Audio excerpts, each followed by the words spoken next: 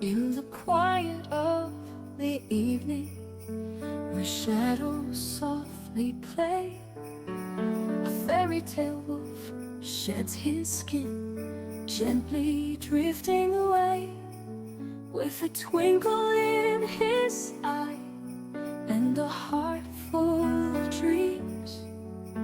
He waits for the Friday night glow, where the magic redeems. Oh, the wolf in the moonlight, he's found his true call, reading tales of wonder for one and for all.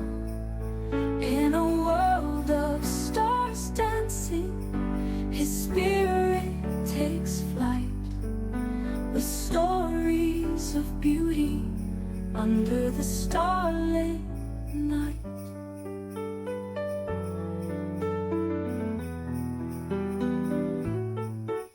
He picks up a book, the pages worn and wise,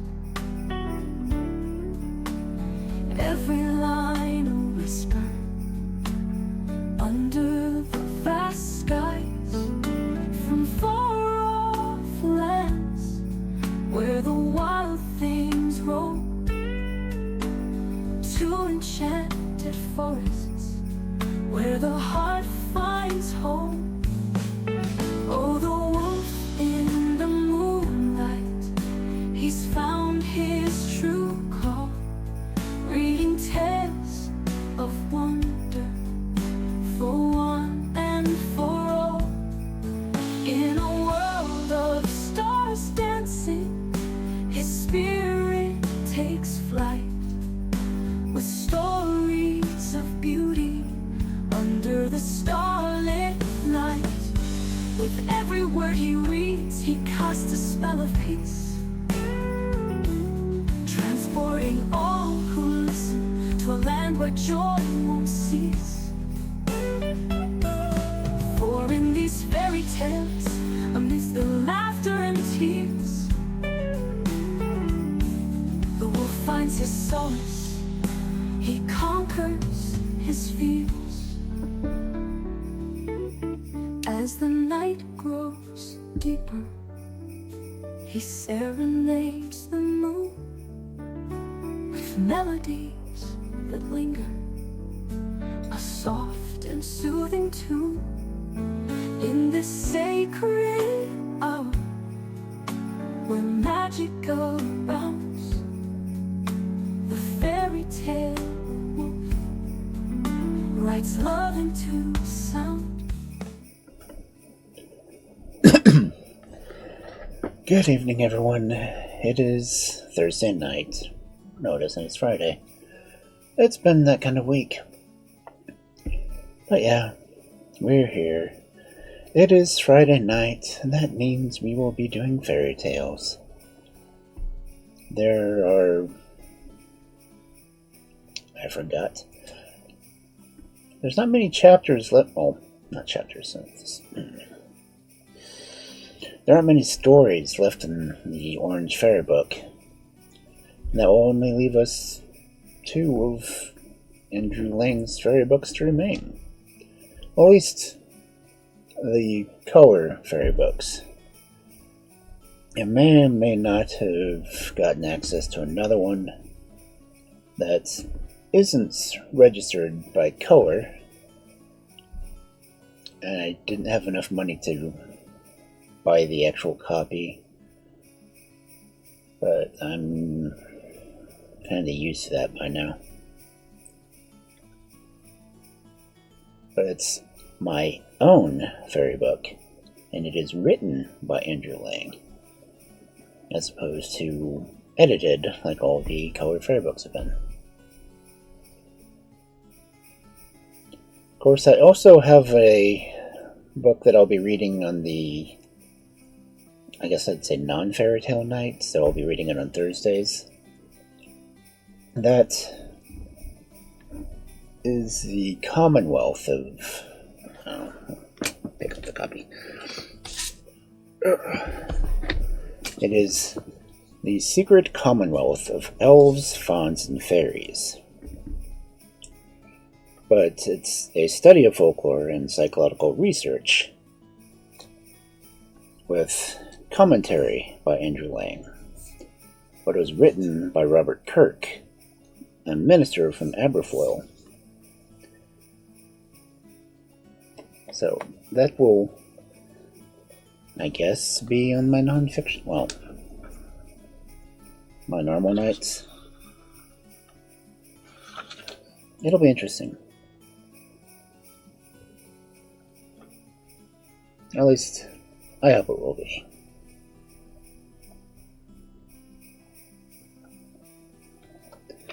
Just because it's research into the fairy realm as opposed to just fairy tales. But of course, it'll be a study of folklore in the process. But I will start that when I finish with The Mummy. Of course, it's a short book. It'll probably only be a week or two of reading. So, as I said, it'll be interesting to get into some actual folklore and lore about folklore. But anyway, it's Friday. We've got fairy tales to tell.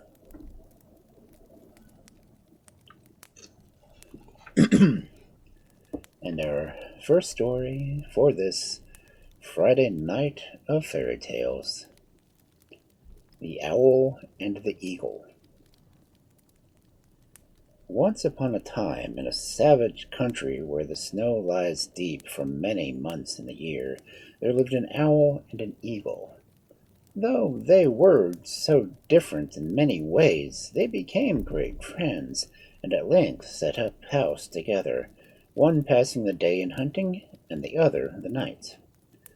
In this manner they did not see very much of each other, and perhaps agreed all the better for that, but at any rate they were perfectly happy, and only wanted one thing, or rather two things, and that was a wife for each other.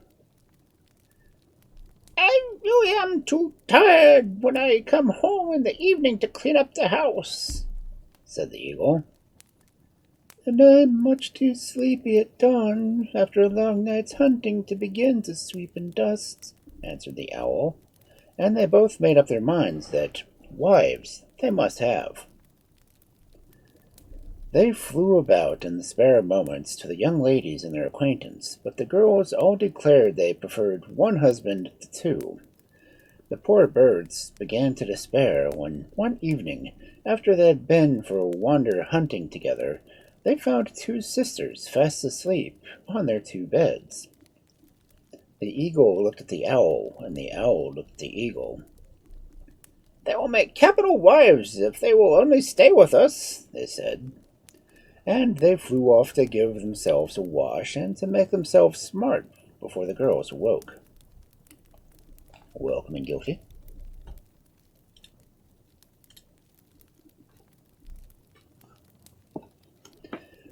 For many hours the sisters slept on, for they had come a long way from a town where there was scarcely anything to eat, and felt weak and tired.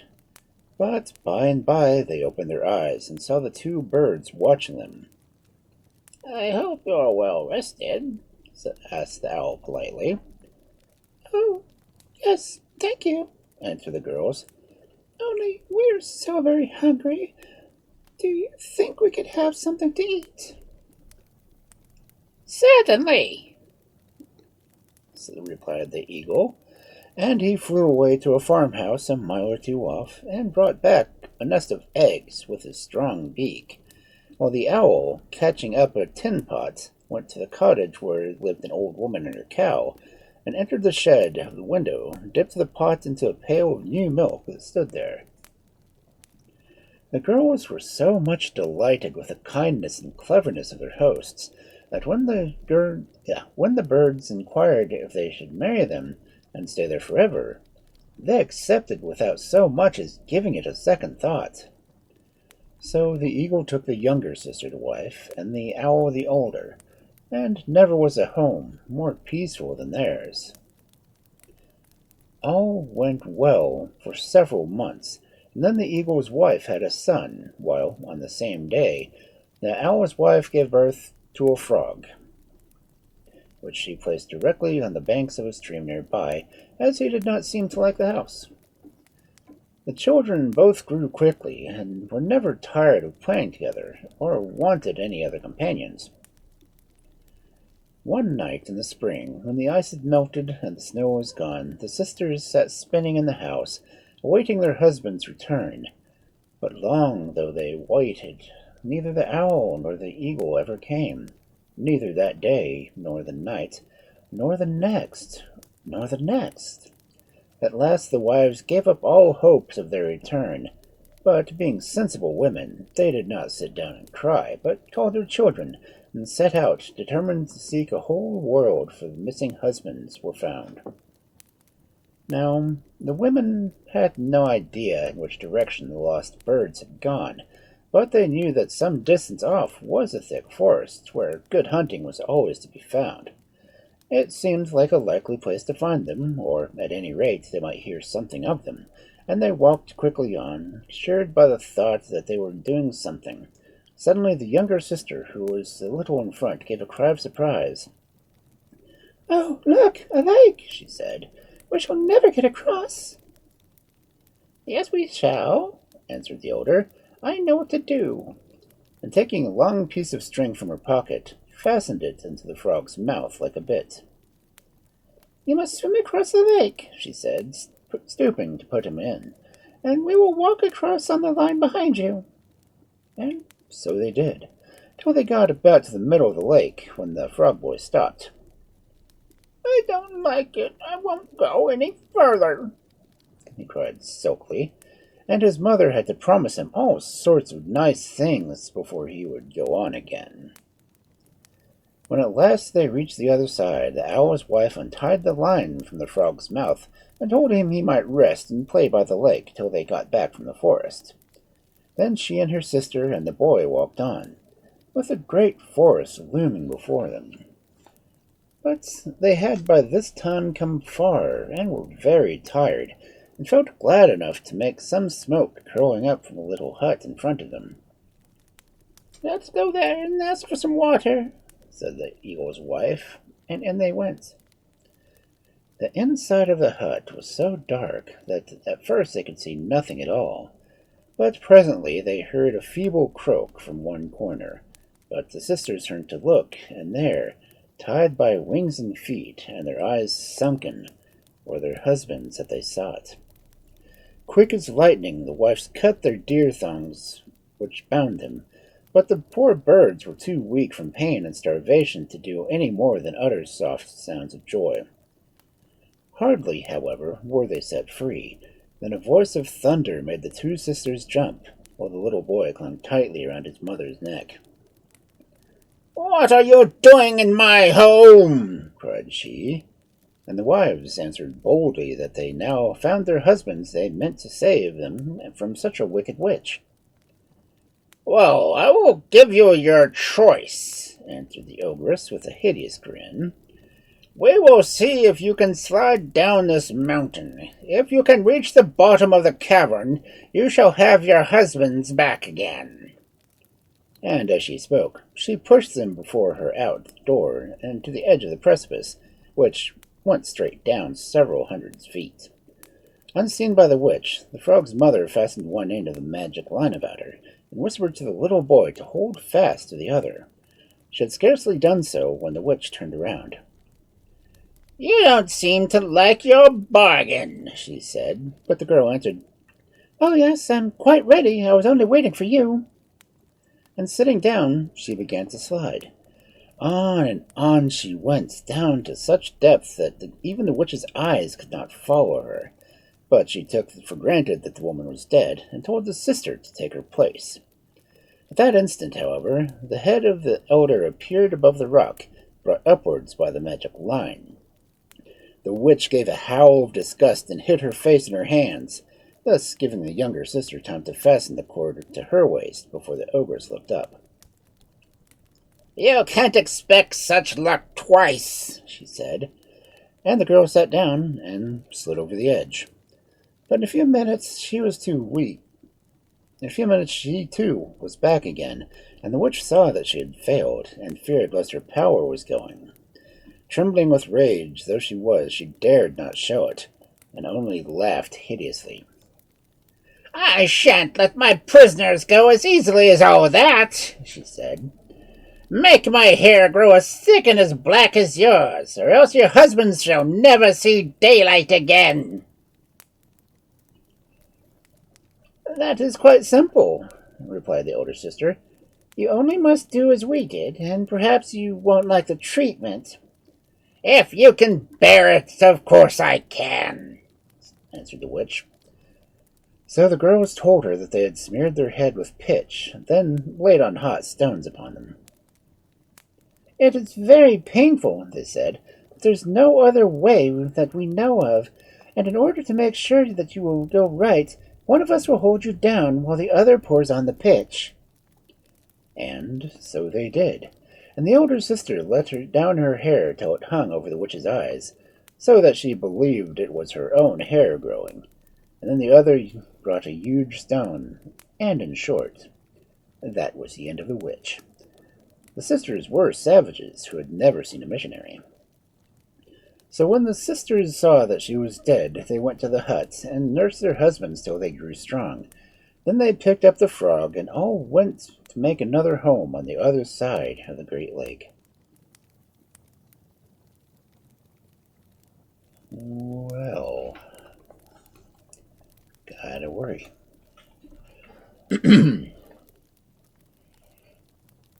Yes, sadly, that was a Native American story. So anyway, our next tale is not Native American, but from France. The Frog and the Lion Fairy. Once upon a time there lived a king who was always at war with his neighbors, which was very strange, as he was a good and kind man, quite content with his own country, and not wanting to seize land belonging to other people. Perhaps he may have tried too much to please everybody, and that often ends in pleasing nobody. But at any rate he found himself, at the end of a hard struggle, defeated in battle, and obliged to fall back behind the walls of his capital city. Once there, he began to make preparations for a long siege, and the first thing he did was to plan how best to send his wife to a place of security. The queen, who loved her husband dearly, would gladly have remained with him to share his dangers, but he would not allow it. So they parted with many tears, and the queen set out with a strong guard to a fortified castle on the outskirts of a great forest, some 200 miles distant. She cried nearly all the way, and when they arrived she cried some more, for everything in the castle was dusty and old, and outside there was only a gravel courtyard, and the king had forbidden her to go beyond the walls without at least 2 soldiers to take care of her. Now the queen had only been married a few months, and in her own home she had been used to walk and ride over the hills without any attendance at all, so she felt very dull at being shut up in this way. However, she bore it for a long while before it was the king's wish, but when time passed and there were no signs of the war drifting in the direction of the castle, she grew bolder, and sometimes stayed outside the walls in the direction of the forest.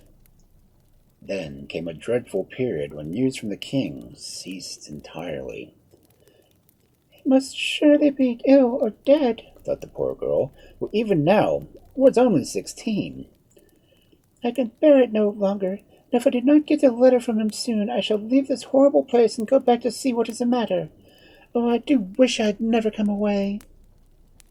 So, without telling anyone what she intended to do, she ordered a little low carriage to be built, something like a sleigh, only it was 2 wheels, just big enough to hold one person. "I am tired of always waiting in the castle," she said to her attendants, "and I mean to hunt a little. Close by, of course," she added, seeing the anxious looks on their faces, "and there is no reason that you should not hunt too." All the faces brightened at that, for, to tell the truth, they were nearly as dull as their mistress, So the queen had her way, and 2 beautiful horses were brought from the stable to draw her little chariot.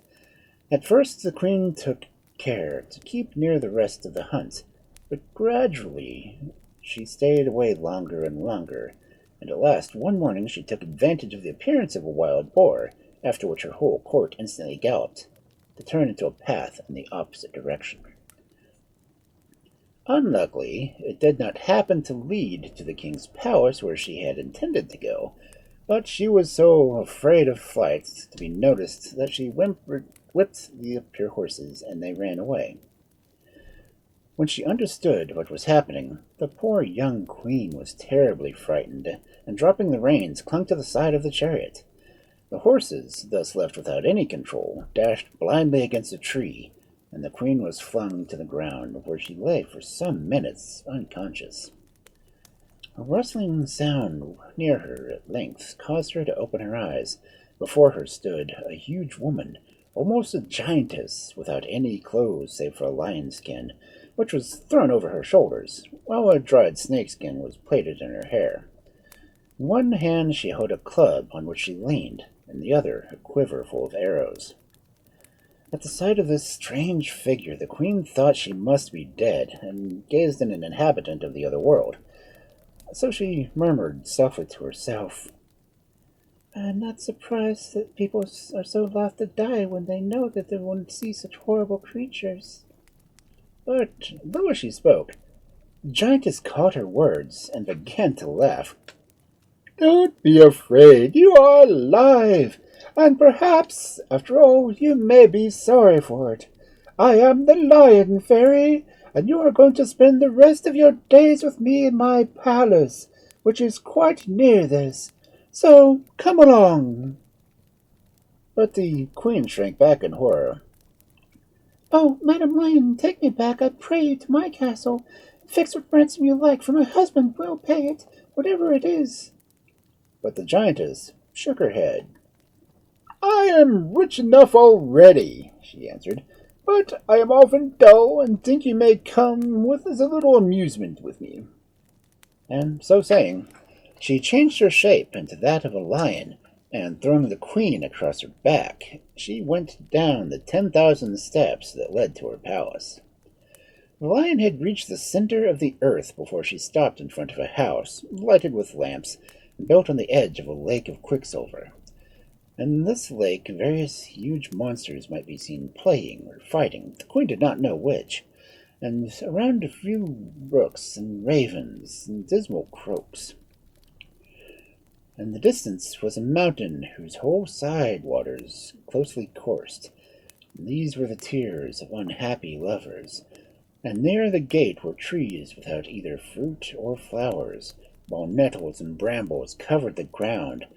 If the castle had been gloomy, what did the queen feel about this?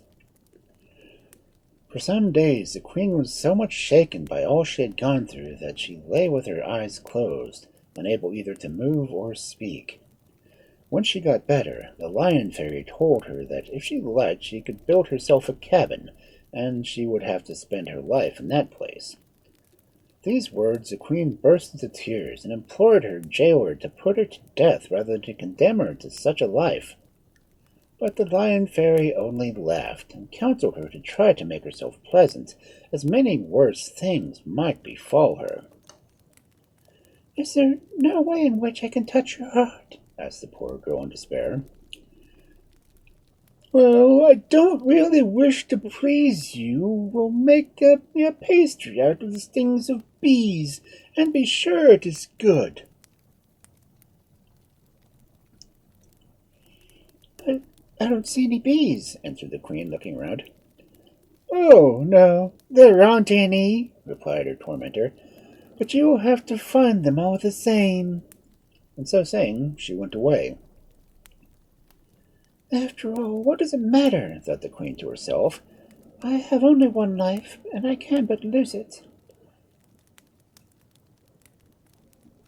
YOLO and fairy tales terms. And not caring what she did, she left the palace, and seating herself under a yew tree, poured out all of her grief. and not caring what she did, she left the palace and, seating herself under a yew tree, poured out all her grief. "Oh, my husband," she wept, "what will you think when you come to the castle to fetch me and find me gone? Rather 1,000 times that you should fancy me dead than imagine that I'd forgotten you. Oh, how fortunate that the broken chair should be lying in the wood, for then you may grieve for me as devoured by a wild beast. And if another should take my place in your heart, at least I shall never know it." She might have continued for long in this fashion, had not the voice of a crow directly overheard attracted her attention. Looking up to see what was the matter, she beheld in the dim light a crow holding a fat frog in his claws, which was evidently intended to be a supper. The queen rose hastily from the seat, and striking the bird sharply on the claws, which had the fan which hung from her side, she forced him to drop the frog, which fell to the ground more dead than alive. The crow, furious at his disappointment, flew angrily away. As soon as the frog had recovered her senses, she hopped up to the queen, who was still sitting under the yew, and standing on her hind legs and bowing low before her, she said gently, "Dear lady, by what mischance you come here? You are the only creature that I have seen do a kind deed since a fatal curiosity lured me to this place." "What sort of frog can you be that knows the language of mortals?" asked the queen in her turn. "But if you do, tell me, I pray, if I alone am a captive, for hitherto I have beheld no other but monsters by the lake." "Once upon a time there were men and women like yourself," answered the frog.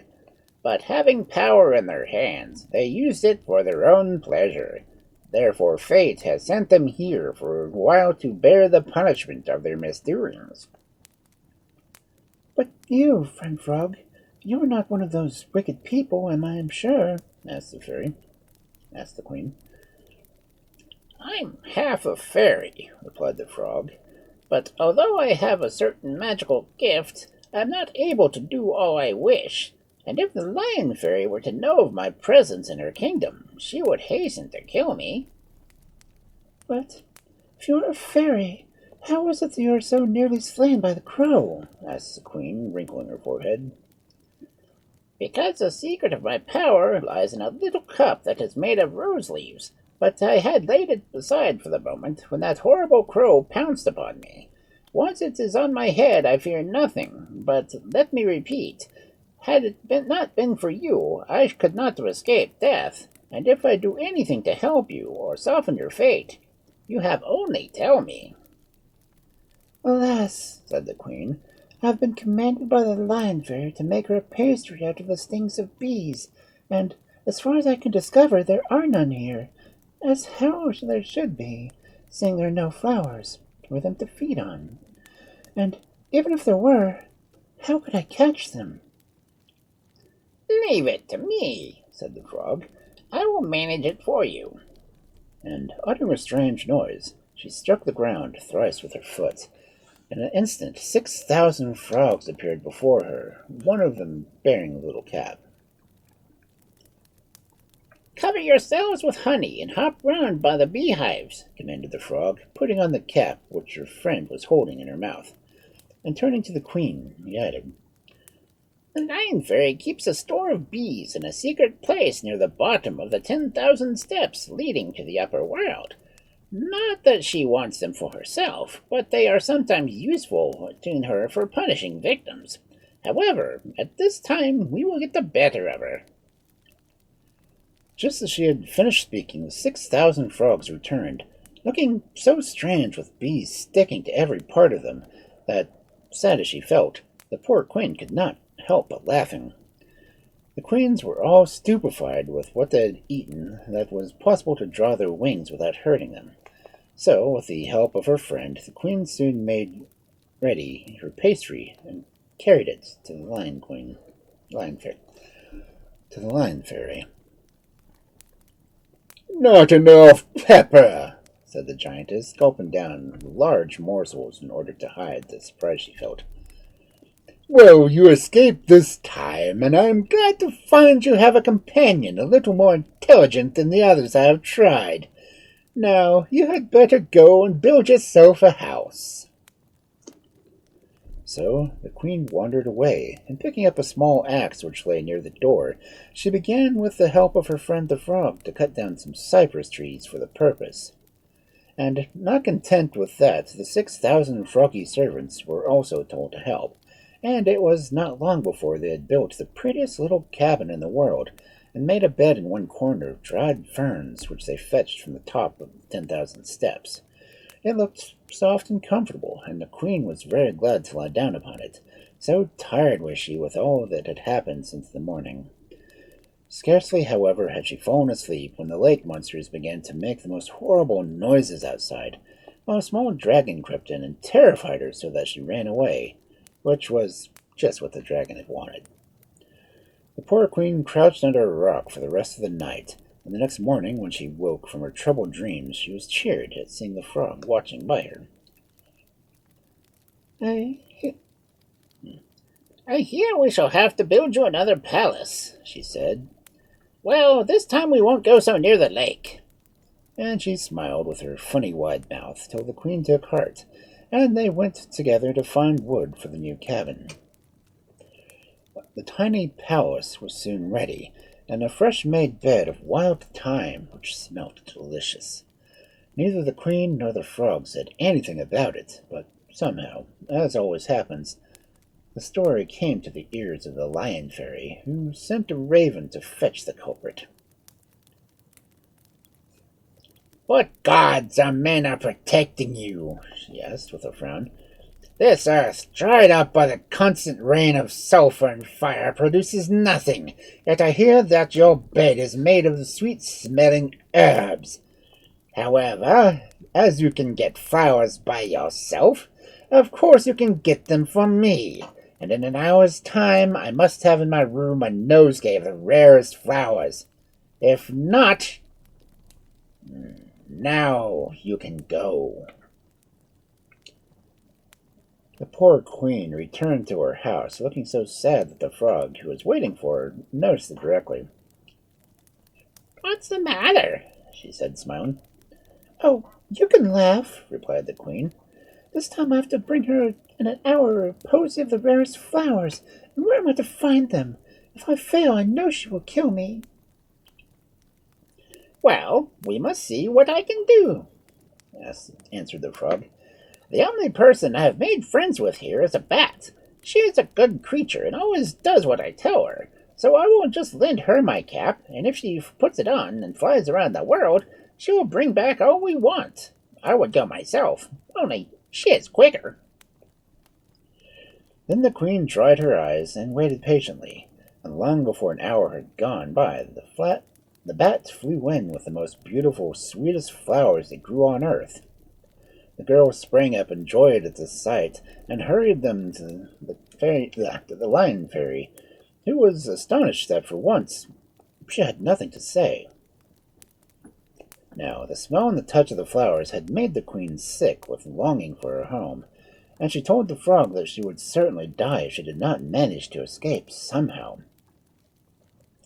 "Let me consult my cap," said the frog, and taking it off she laid it in the box, and threw a few things after a few sprigs of juniper, some capers, and 2 peas, which she carried under her right leg. She shut down the lid of the box and murmured some words which the queen did not quite catch.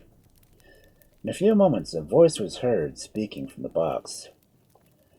"Fate, who rules us all," said the voice, "forbids your leaving this place till the time shall come when certain things are fulfilled. But instead, a gift shall be given you, which will comfort you in all your troubles." And the voice spoke truly, for a few days later, when the frog peeped in the door, she found the most beautiful baby in the world lying by the side of the queen. "So the cat kept its word," cried the frog with delight. "How soft its cheeks are, and what tiny feet it's got! What shall we call it? This was a very important point and needed much discussion. 1,000 names were proposed and rejected for 1,000 silly reasons. One was too long, one was too short, one was too harsh, and the other reminded the queen of somebody she did not like. But at length an idea flashed into the queen's head, and she called out, I know! We will call her Muffet! That's the very thing! shouted the frog, jumping high into the air, and so it was settled. The Princess Muffet was about 6 months old when the frog noticed that the queen had begun to grow sad again. Why do you have that look in your eyes? She asked one day when she had come in to play with the baby, who could now crawl. The way they played their game was to let Muffet creep close to the frog, and then for the frog to bound high in the air and alight the child's head, or back or legs, and she always set up a shout of pleasure. There was no playfellow like a frog, but then it must be a fairy frog, or else someone might get hurt. And if you did something dreadful, it might happen to you. Well, as I have said, our frog was stuck in with the queen's sad face, and lost no time in asking her what was the reason. I don't see what you have to complain of now. Muffet is quite well and quite happy, and even the lion fairy is kind to her when she sees her. What is it? Oh, if her father could only see her, broke forth the queen, clasping her hands. Or if I could only tell him all that has happened since we parted. But they will have brought tidings of a broken carriage, and he would have thought me dead or devoured by wild beasts. And though he will mourn me for long, I know that well, yet in time they will persuade him to take a wife, and she will be young and fair, and he will forget me. All in all, this the queen guessed truly, save that the 9 long years were to pass before he would consent to putting another in her place. The frog answered nothing by this time, but stopped her game and hopped away among the cypress trees. Here she sat, and thought, and the next morning she went back to the queen, and said, I have come, madam, to make you an offer. Shall I go to the king instead of you, and tell him of your sufferings, and that he has the most charming baby in the world for his daughter? The way is long. I travel slowly, but sooner or later I shall be sure to arrive. Only, are you not afraid to be left without my protection? Ponder the matter carefully. It is for you to decide. Oh, there's no need of pondering, replied the queen joyfully, holding up her clasped hands, and making Mufflet do likewise in a token of gratitude. But order that he may know that you have come from me, I will send him a letter. So, pricking her arm, she wrote a few words in her blood on the corner of her handkerchief. Then, tearing it off, she gave it to the frog, and they bade each other farewell. It took the frog 1 year and 4 days to mount the 10,000 steps that led to the upper world, and that was because, she was still under the spell of the wicked fairy, and by the time she reached the top, she was so tired that she had to remain for another year on the banks of the stream just to rest, and also to arrange the procession which she was with to present herself before the king. For she knew far too well what was due to herself and her relations to appear as at court as she were a mere nobody. At length, after many consultations with her cap, the affair was settled, and at the end of the 2nd year after her parting with the queen, they all set out. First walked her bodyguards of grasshoppers, followed by her maids of honor, who were those tiny little green frogs you see in the fields, each one mounted on a snail and seated on a velvet saddle. Next came the water rats, dressed as pages, and lastly the frog herself, in a litter borne by 8 toads and made of a tortoiseshell. Here she would lie at ease, with her cap on her head, for it was quite large and roomy, and could easily have held 2 eggs when the frog was not in it. The journey lasted 7 years, and all this time the queen suffered tortures of hope, though Muffet did her best to comfort her. Indeed, she would most likely have died had not the lion fairy taken a fancy to the child, and her mother should go hunting with her in the upper world, and, in spite of her sorrows, it was always a joy to the queen to see the sun again. As for little Muffet, by the time she was 7, her arrows seldom missed their mark. So, after all, the years of waiting passed more quickly than the queen had dared to hope. The frog was always careful to maintain her dignity, and nothing would have persuaded her to show her face in public places or even along the high road, where there was a chance of meeting anyone. But sometimes, when the procession had to cross a stream or go a little piece over marshy ground, orders would be given to the halt. Fine clothes were thrown off, and bridles were flung aside, and grasshoppers and water rats, and even the frog herself, would grasshoppers, water rats, and even the frog herself spent a delightful hour or two playing in the mud. At the length of the end was sight, and the hardships were forgotten in the vision of the towers of the king's palace. And one bright morning the cavalcade entered the gates with all the pomp and circumstance of a royal embassy, and surely no ambassador has ever created such a sensation. Doors and windows, and even roofs of houses, were filled with people, whose cheers reached the ears of the king. However, he had no time to attend to such matters, as just then, after 9 years, he had at last consented to the entreaties of his quarters, and was on the eve of celebrating his second marriage. The frog's heart beat high when her litter drew up before the steps of the palace, and leaning forward she beckoned to her side one of the guards who were standing in the doorway. "I wish to see His Majesty," said she. "His Majesty's engaged, and can see no one," answered the soldier. "His Majesty will see me," returned the frog, fixing her eye upon him, and somehow the man found himself leading the procession along a gallery into the hall of audience, where the king sat surrounded by his nobles, arranging the dresses which everyone was to wear for the marriage ceremony. All started in surprise as the procession advanced, and still more when the frog gave one bound from the leader on the floor, and with another landed on the arm of the chair of state. "I am only just in time, sire," began the frog. "Had I been a day later, you would have broken your faith and swore to the queen 9 years ago." "The remembrance will always be dear to me," answered the king gently, though all present expected him to rebuke the frog severely for her impertinence. But now, Lady Frog, that the king can seldom do as he wishes.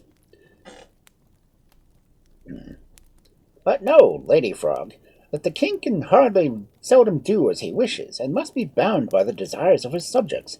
For 9 years I have resisted them. Now I can do so no longer, and have made my choice of a fair maiden playing the ball yonder." "You cannot wed her, however fair she may be, for the queen, your wife, is still alive, and sends you this letter in her own blood," said the frog, holding out the square of handkerchief as she spoke. "And what is more, you have a daughter who is nearly 9 years old, and more beautiful than any of the other children in the world put together." The king turned pale when he heard these words, and his hand trembled so that he could hardly read what the queen had written. Then he kissed the handkerchief twice or thrice and burst into tears, and it was some minutes before he could speak. When at length he found his voice, he told his counselors that he was writing was indeed that of the queen, and now that he had the joy of knowing she was alive, he would, of course, proceed no further with his second marriage. This naturally displeased the ambassadors who had conducted the bride to the court, and one of them inquired indignantly if he meant to put such an insult on the princess on the word of a mere frog.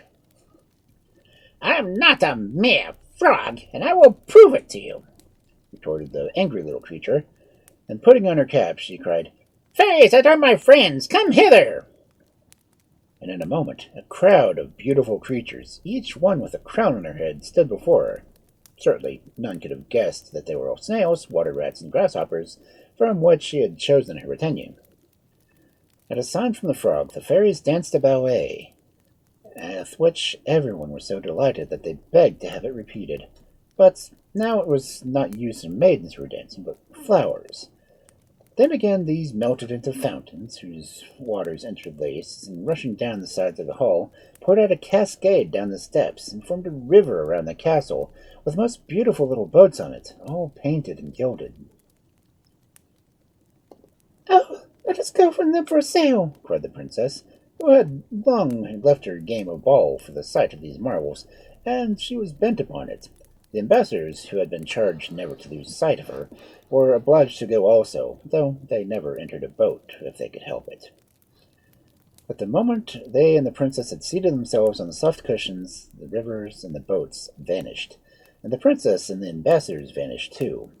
Instead, the snails and the grasshoppers and the water rats stood round the frog in their natural shapes. "Perhaps," said she, "your majesty may now be convinced that I am a fairy and speak the truth.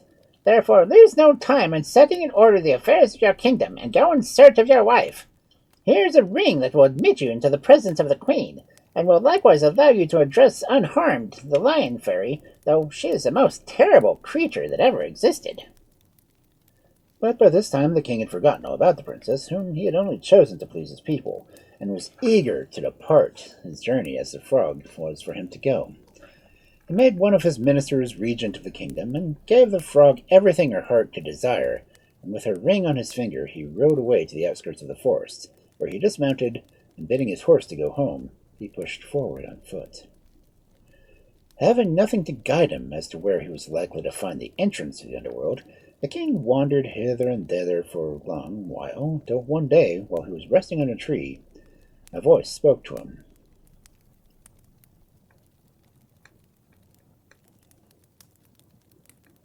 "Why do you give yourself so much trouble for naught, when you might know that you want to know for the asking? Alone you will never discover the path that leads to your wife." Much startled, the king looked around him. He could see nothing, and somehow, when he thought about it, the voice seemed as if it were part of himself. Suddenly his eyes fell on the ring, and he understood. "What a fool I was!" he cried, "and how much precious time I have wasted! Dear ring, I beseech you, grant me a vision of my wife and my daughter." And even as he spoke, there flashed past him a huge lioness, followed by a lady and a beautiful young maid mounted on fairy horses. Almost fainting with joy, he gazed after them, and then sank trembling on the ground. "Oh, lead me to them! Lead me to them!" he exclaimed, and the ring, bidding him to take courage, conducted him safely to the dismal place where his wife had lived for 10 years.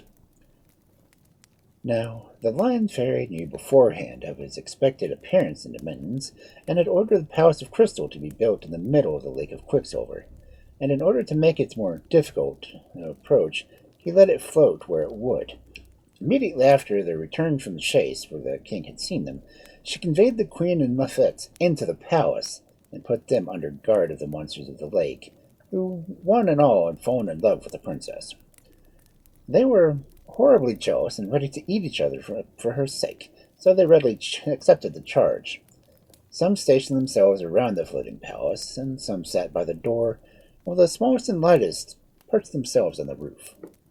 Of course, the queen was quite ignorant of these arrangements, and boldly entered the palace of the lion fairy, who was waiting for him, with her tail lashing furiously, for she kept her lion's shape. With a roar that shook the walls, she flung herself upon him, but he was on watch, and a blow of his sword cut off the paw she had put forth to strike him dead. She fell back, and with his helmet still on, his shield up, he set his foot on her throat. "Give me back my wife and my child you have stolen from me," he said, "or you shall not live another second." But the fairy answered, "Look through the window at the lake and see if it is in my power to give them to you." And the king looked, and through the crystal walls he beheld his wife and daughter floating on the quicksilver. At that sight the lion fairy and all her wickedness was forgotten. Flinging off his helmet, he shouted at them with all his might. The queen knew his voice, and she and Muffet ran to the window and held out their hands. And the king swore a solemn oath that he would never leave the spot without taking them if he should cost him his life, and he meant it, though at the moment he did not know what he was undertaking. 3 years passed by, and the king was no nearer to obtaining his heart's desire. He had suffered every hardship that could be imagined. Nettles had been his bed, wild fruits more bitter than gall his food, while his days had been spent fighting the hideous monsters which kept him from the palace. He had not advanced one single step, nor gained one solitary advantage. Now he was almost in despair, and ready to defy everything and throw himself into the lake. It was at this moment of his blackest misery that one night a dragon, who had long watched him from the roof, crept to his side. You thought that love would conquer all obstacles, he said. Well, you have found it hasn't. But if you will swear to me by your crown and scepter that you will give me a dinner of the food that I never grow tired of, whenever I choose to ask for it, I will enable you to reach your wife and daughter. And how glad was the king to hear that! What oath would he not have taken, as if to clasp his wife and child in his arms? Joyfully he swore whatever the dragon asked of him, and then jumped on his back. In another instant he would have been carried by the strong winds of the castle if the nearest monster had not happened to wake, and hear the noise of talking and swum to the shore to give battle. The fight was long and hard, and when the king had at last beat back his foes, another struggle awaited him. By the entrance, gigantic bats, owls, and crows set upon him from all sides, but the dragon had teeth and claws, while the queen broke off sharp bits of glass and stabbed and cut in her anxiety to help her husband. At length the noble creatures flew away. At length the horrible creatures flew away, and sound like thunder was heard, and the palace and monsters vanished, while at the same moment, no one knew how, the king found himself standing with his wife and daughter in the hall of his own home. The dragon had disappeared with all the rest, and for some years no more was heard or thought of him. Muffet grew every day more beautiful, and when she was 14, the kings and emperors of neighboring countries sent to ask her in marriage for themselves or their sons.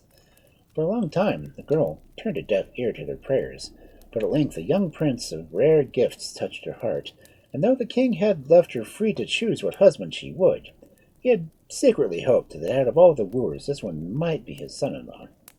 So they were betrothed that some day with great pomp, and then with many tears the prince set out in the father's court, bearing with him a portrait of Muffet. The days passed slowly to Muffet, in spite of her brave efforts to occupy herself and not sadden other people by her complaints. One morning she was playing her harp in the queen's chamber when the king burst into the room and clasped his daughter by the arms in an energy that almost frightened her. "Oh, my dear child, why were you ever born?" cried he, and as soon as he could speak. "Is the prince dead?" faltered Muffet, growing white and cold. No, but how can I tell you?" And he sank down on a pile of cushions while his wife and daughter knelt beside him. At length he was able to tell his tale, and a terrible one it was. There was just arrived at the court a huge giant, an ambassador of the dragon whose help the king had rescued the Queen of Muffet in the Crystal Palace. The dragon had been quite busy for many years, and had quite forgotten the princess till news of the betrothal reached his ears. Then he remembered the bargain he had made with her father, and the more he heard of Muffet, the more he felt she would make a delicious dish. So he had ordered the giant, who was his servant, to fetch her at once. No words could paint the horror of both the queen and the princess as they listened to this dreadful doom. They rushed instantly to the hall where the giant was waiting them, and flinging themselves at his feet, implored him to take the kingdom if he would, but have pity on the princess. The giant looked at them kindly, for he was not at all hard-hearted, but said that he had no power to do anything, and that if the princess did not go with him quietly, the dragon would come himself. Several days went by. The king and queen hardly ceased from entreating the aid of the giant, who by this time was getting weary of waiting. "There is only one thing of helping you," said at last. "That is, to marry the princess to my nephew, who, besides being young and handsome, is also trained in magic, and will know how to keep us safe from the dragon." "Oh, thank you," cried the queen, clasping his great hands to her breast. "You have indeed lifted the load from us. She shall have half the kingdom for her dowry." But Muffet stood and thrust him aside. "Oh, not by my life of faithfulness," she said proudly, "and I will go with you to this moment of the dragon's abode." And all her father's and mother's tears and prayers availed nothing to move her. Next morning Muffet was put into a litter, and guarded by the giant, followed by the king and queen and the weeping maids of honor, they started for the foot of the mountain where the dragon had his castle. That way, though rough and stony, seemed all too short, and when they reached the spot appointed by the dragon, the giant ordered the men who bore the litter to stand still. "It is time for you to bid farewell to your daughter," he said, "for I see the dragon coming to us." It was true. A cloud appeared to pass over the sun, for between them and it they could all but discern dimly the huge, half-a-mile-long body growing nearer and nearer. At first the king could not believe that this was a small beast who had seemed so friendly on the shore of the Lake of Quicksilver. But then he knew very little of necromancy, and he never studied the art of expanding or contracting his body. But it was a dragon, and nothing else, whose 6 wings were carrying him forward as fast as might be, considering his great weight and the length of his tail, which had 50 twists and a half. Yes, quickly. He came quickly, yes, but the frog, mounted on a greyhound and wearing her cap on her head, went quicker still. Entering a room where the prince was sitting and gazing at the portrait of his betrothed, she cried to him, "What are you doing lingering here when the life of the princess is nearing its last moment? In the courtyard you will find a green horse with 3 heads and 12 feet, and by its side a sword of 18 yards long. Hasten, lest you should be too late." The fight lasted all day, and the prince's strength was well nigh spent when the dragon, thinking that his victory was won, opened his jaws and gave a roar of triumph. The prince saw his chance, and before his foe could shut his mouth again, he plunged the sword far down his adversary's throat. There was a desperate clutching of claws at the earth, a slow flagging of his great wings, when the monster rolled over at his side and moved no more. Muffet was delivered. After this, they all went back to the palace. The marriage took place the following day, and Muffet and her husband lived happily forever after.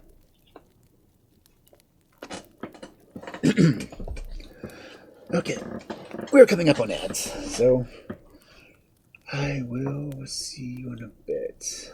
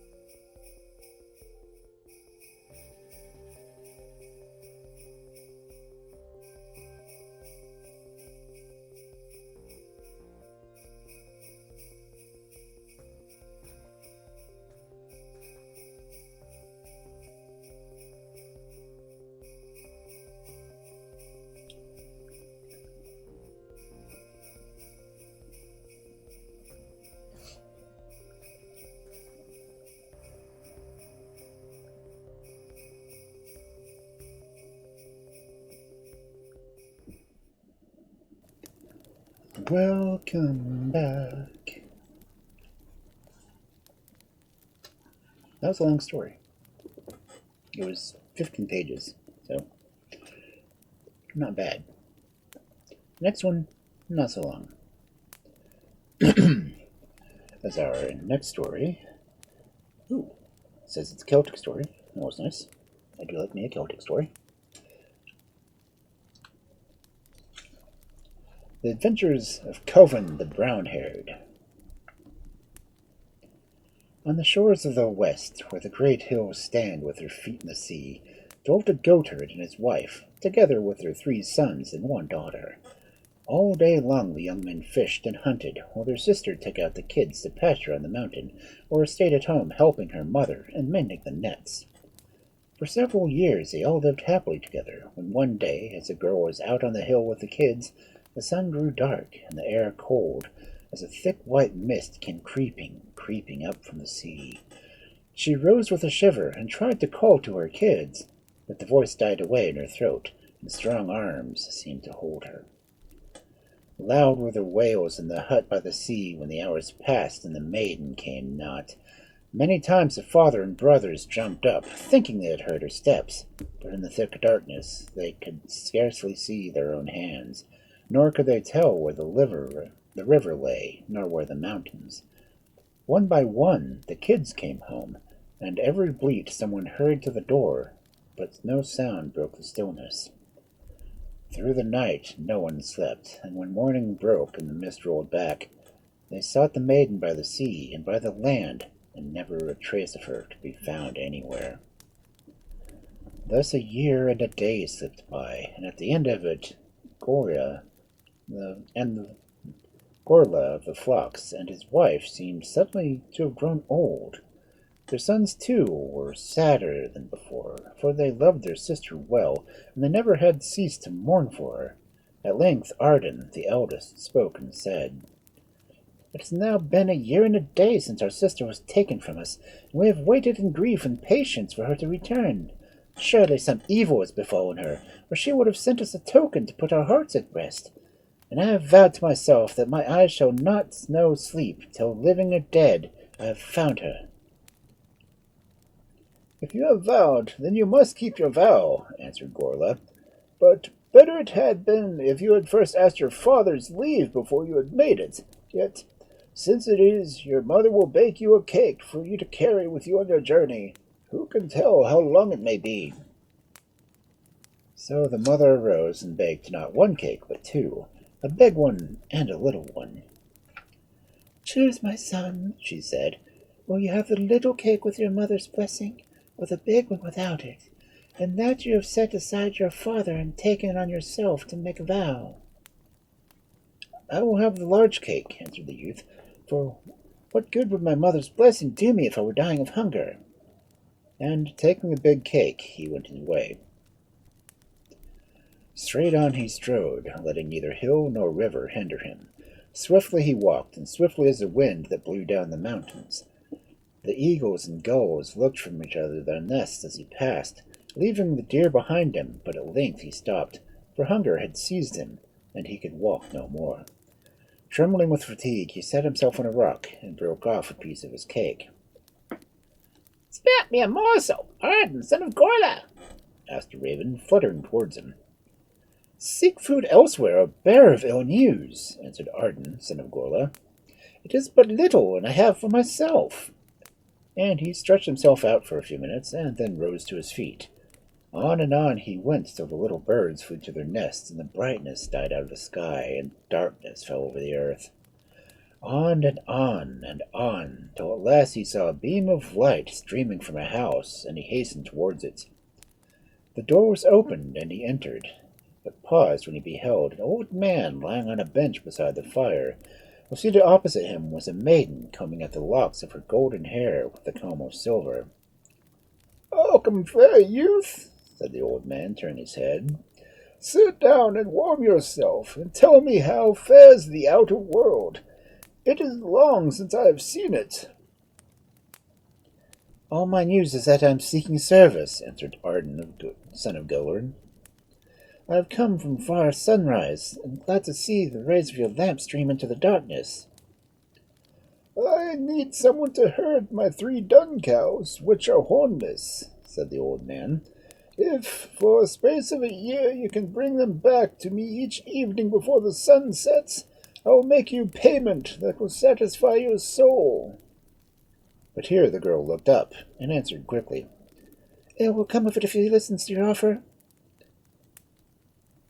Counsel and sought is worth nothing, replied rudely Arden, son of Gorla. It would be little indeed if I am fit if I cannot drive 3 cows out of pasture and safe back from the wolves as they come down the mountains. Therefore, good father, I will take service with you at daybreak, and ask no payment till the year dawns. The next morning, the bell of the deer was not heard amongst the fern, for the maiden with the hair of gold had milked the cows, and led them in front of the cottage where the old man and Arden, son of Gorla, waited for them. Let them wander where they will, he said to his servant, and never seek to turn them away from their way, for they know well the fields and good pasture. But take heed to follow always behind them, and suffer nothing that you see, or naught that you hear, to draw you into leaving them. Now go, and may wisdom go with you. As he ceased speaking, he touched one of the cows on her forehead, and she stepped along the path, with the other 2 on each side. As he had bidden, Haydn came behind them, rejoicing in his heart that so easy work had fallen to his lot. At the year's end, though, he thought, enough money would lie in his pocket to carry him far into the countries where his sister might be, and in the meanwhile someone might come past who could give him tidings of her. Thank you for the hydrate. And stretch.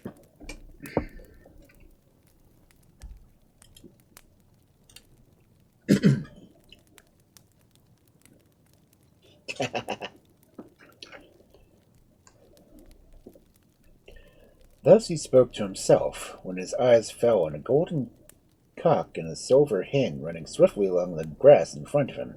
In a moment the words that the old man uttered vanished from his mind, and he gave chase. They were so near that he could almost seize their tails, yet each time he felt sure he could catch them with his fingers closed on the empty air. At length he could run no more, and stopped to breathe, while the cock and the hen went on as before. Then he remembered the cows, and, somewhat frightened, turned back to see them. Luckily they had not strayed far, and were quietly feeding on the thick green grass. Arden, son of Gorlo, was sitting under a tree when he beheld a staff of gold and a staff of silver doubling themselves in strange ways on the meadow in front of him. And starting up, he hastened towards them. He followed them until he was tired, but he could not catch them, though they seemed ever within his reach. When at last he gave up the quest, his knees trembled beneath him from weariness, and glad he was to see the tree glowing close by laden with fruits of different sorts, of which he ate greedily. The sun was now low in the heavens, and the cows left off feeding and turned their faces towards home, followed by Arden, son of Gorla. The door of the stable with the maiden stood waiting them, and saying naught to the herd, she sat down and began to milk. But it was not milk that flowed into her pail. Instead, it was filled with a thin stream of water, and as she rose up from the last cow, the old man appeared outside. Faithless one, you have betrayed our trust, he said to Arden, son of Gorla. Not even for 1 day could you keep true. Well, you shall have your reward at once, that others may take warning from you. And waving his wand, he touched the youth in the chest, who became a pillar of stone. Now, Gorla of the flocks and his wife were full of grief that they had lost a son as well as a daughter, for no tidings had come back to them from Arden, their eldest born. At length, when 2 years and 2 days had passed since a maiden had led her kids, I'm not having a good time with this. At length, when 2 years and 2 days had passed since a maiden had led her kids to feed on the mountain and had been seen no more, Rouse, second son of Gorla, rose up one morning and said, "Time is long without my sister and Ard my brother, so I have vowed to seek them wherever they may." And his father answered, Better it had been if you had asked me first my consent than that of your mother, but as you have vowed, you must do. Then he bade his wife to make a cake, but instead she made two, and offered Ruas his choice, as she had done with Arden. Like Arden, Ruas chose large, unblessed cake, and set forth on his way, doing always, though he knew it not, that which Arden had done, so needless to tell what befell him until he stood, a pillar of stone, on the hill behind the cottage, so that all men might see the fate that awaited those who broke their faith. Another year and a day passed, and when Coven the brown-haired, youngest son of Gorla of the flocks, one morning spake to his parents, saying, "It has been 3 years since my sister left us. My brothers is also gone, no one knows whither, and of the 4 none remains but I.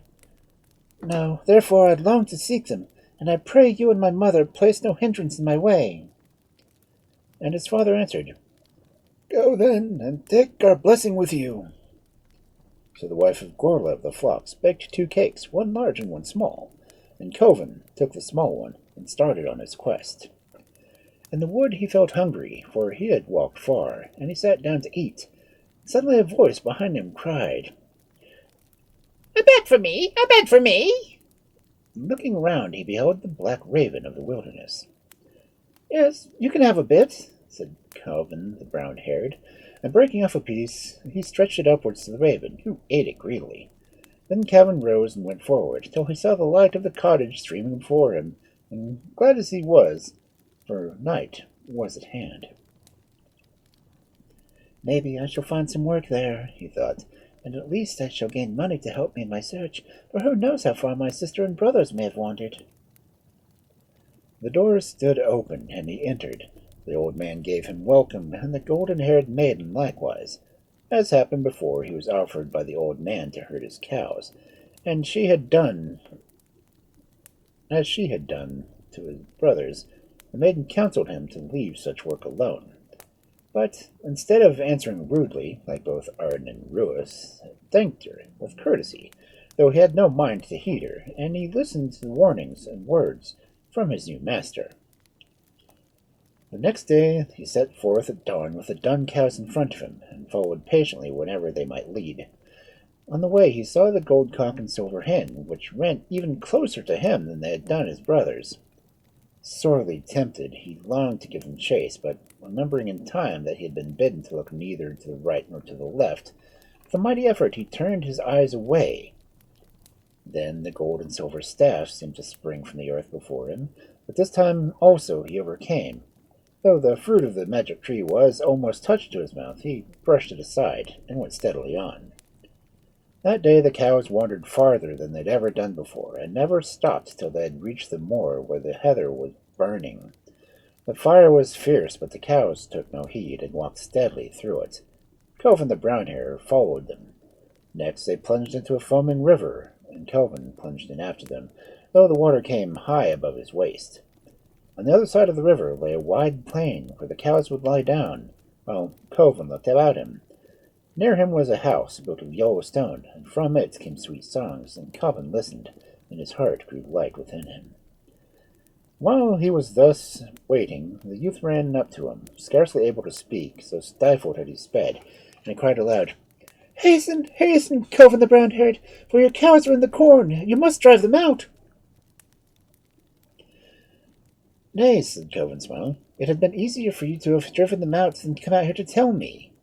And he went on listening to the music.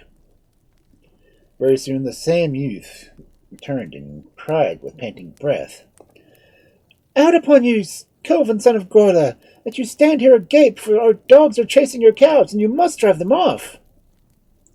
"Nay, then," answered Coven as before, "it had been easier for you to call off your dogs than to come here to tell me." And he stayed where he was until the music ceased. Then he turned to look for the cows, and found them all lying in the place where he had left them. But when they saw Coven, they rose up and walked homewards, taking a different path than that they had trod that morning. This time they passed over a plain so bare that a pin could not have lain there unnoticed. Yet Coven beheld with surprise a foal and mother feeding there, both as fat as if they had been pastured on the richest grass. Further on they crossed another plain, where the grass was thick and green, but on it were feeding the foal and his mother, so lean that you could have counted their ribs. And further again, the path led him by the shores of the lake, whereupon two floating boats, one full of gay and happy youths, journeying to the land of the sun, and the other, grim shapes cloaked in black, traveling to the land of night. "What can these things mean?" said Coven to himself as he followed the cows. Darkness now fell, and the wind howled, and torrents of rain poured upon them. Coven knew not how far they might yet have to go, or indeed if they were on the right road. He could not even see his cows, and his heart sank lest, after all, he should have failed to bring them safely home. What was he to do? He waited thus, for he could go neither forwards nor backwards till he felt a great friendly paw laid on his shoulder. "My cave is just there," said the dog of Malmore, of whom Coven, son of Gorla, had heard much. "Spend the night here, and you shall be fed on the flesh of lamb. I shall lay aside 3/3 of thy weariness." As Coven entered, and supped, and slept, and the morning rose, up a new man. "Farewell, Coven," said the dog of Malmore. "May success go with you, for you took what I had to give, and you did not mock me. And when danger is your companion, wish for me, and I will not fail you." These words the dog of Malmore disappeared into the forest, and Coven went to seek his cows, which were standing in the hollow where the darkness had come upon them. At the sight of Coven, the brown-haired walked forwards, and Coven following behind them, and looking neither to the right nor to the left. All that day they walked, and when night fell they were in a barren plain, with only rocks for shelter.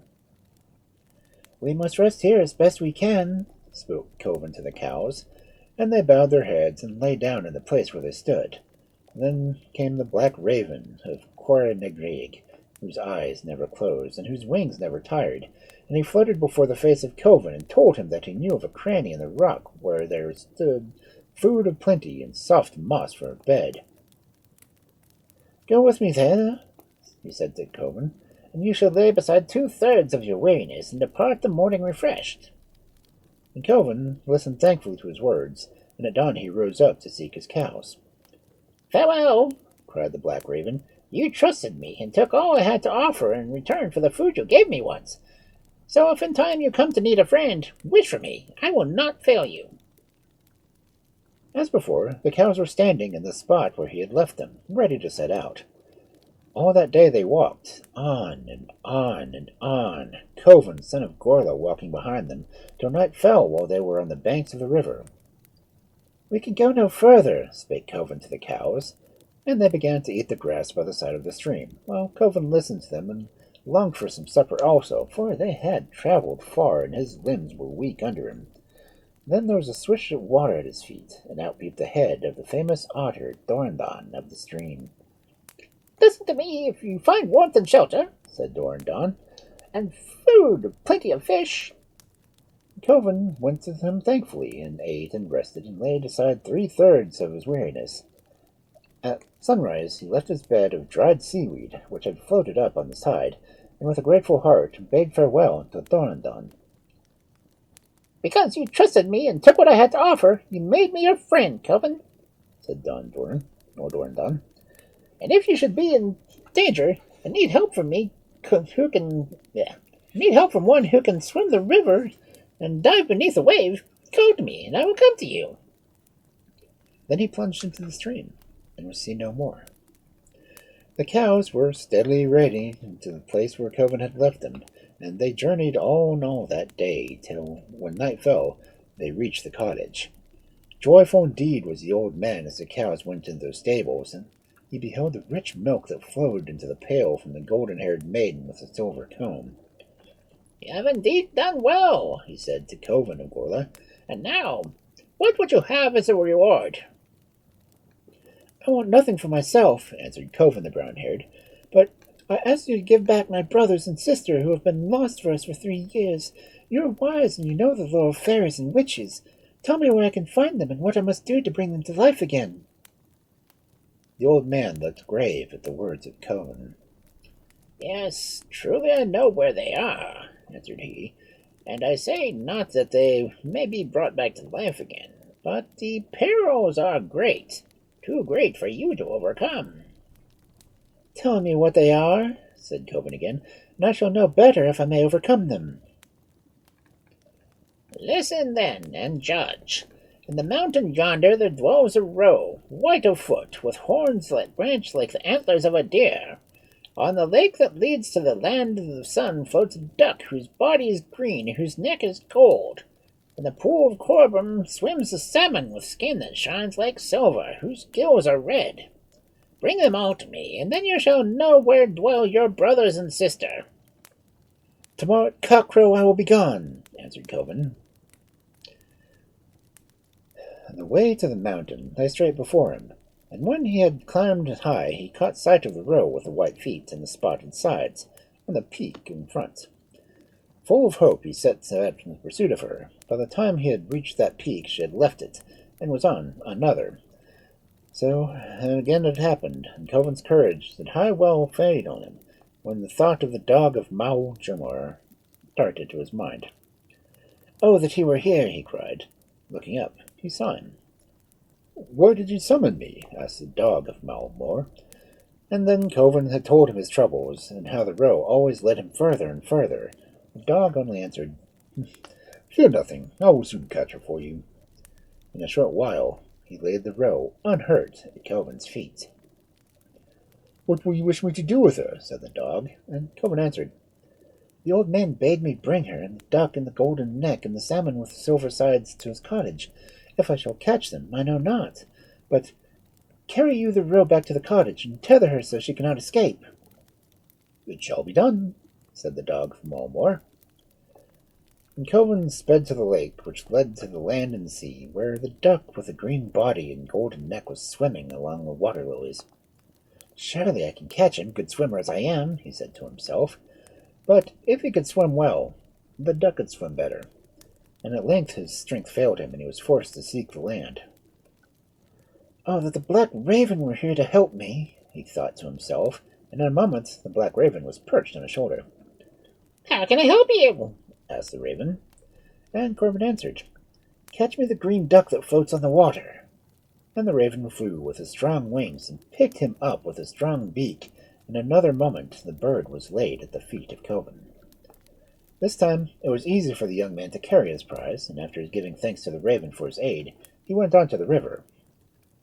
A deep dark pool of which the man had spoken, the silver-sided salmon was lying under a rock. "Surely I am a good fisher, I can catch him," said Coven of Gorla.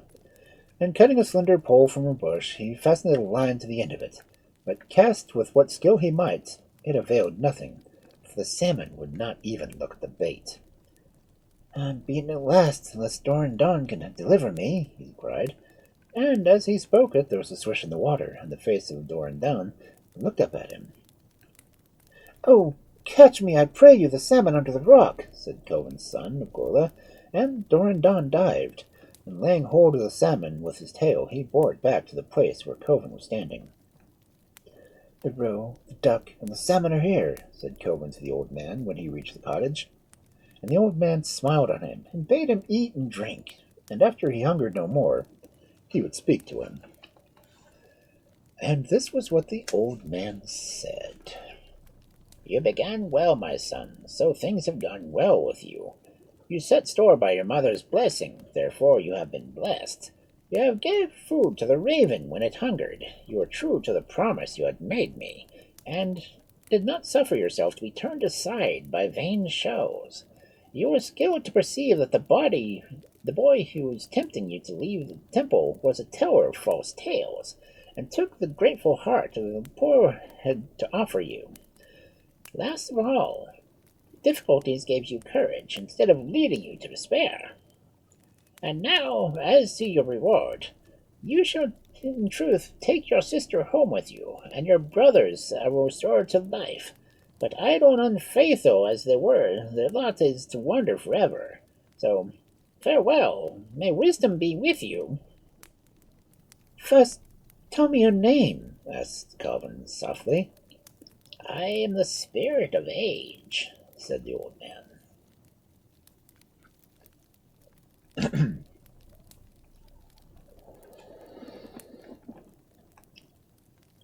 So, yeah.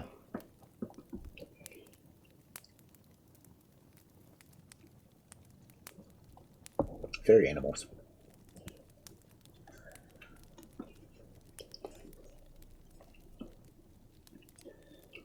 So let's see, which is one? Those. Reactions and activities for Fairman Caballero. Cowboy stories. Okay. Hey, Matsu. How you doing?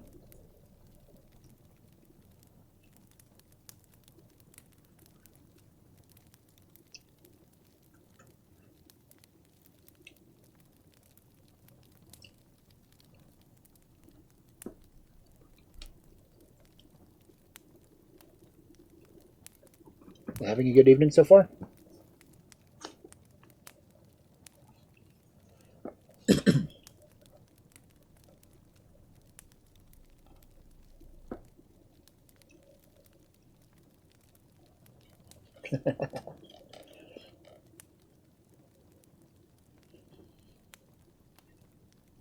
So, what have you been up to?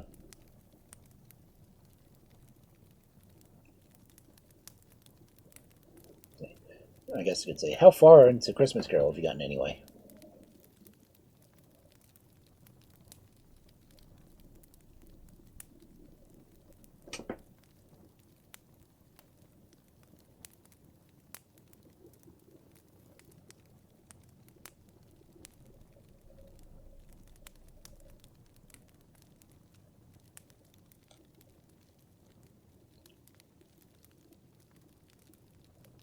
Alright. Getting through it pretty easily. Sounds like a good way to do it.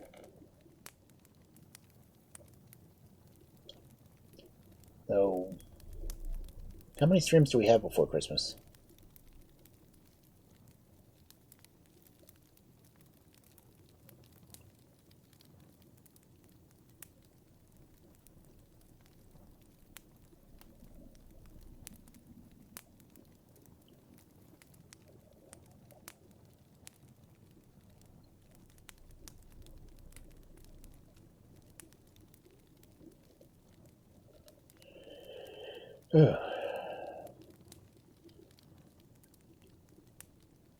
Should be able to get that done.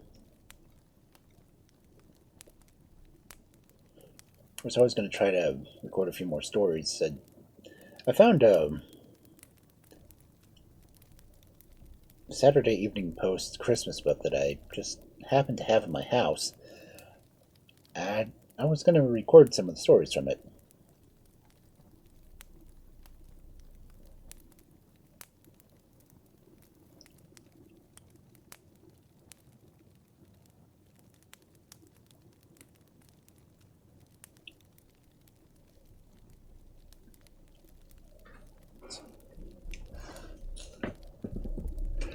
Of course, what I thought was interesting is it was apparently the Christmas gift the year I was born.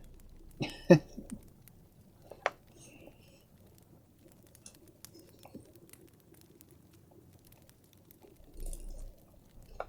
is the Saturday Evening Post Christmas book.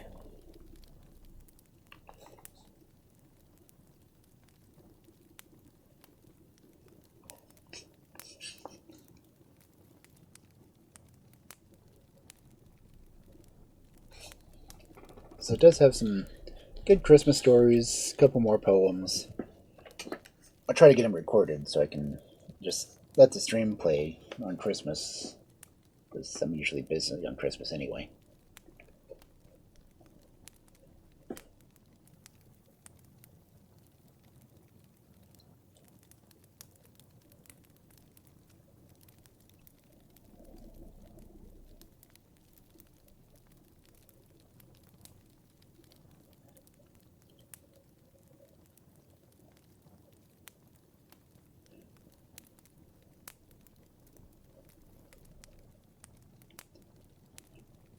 I've got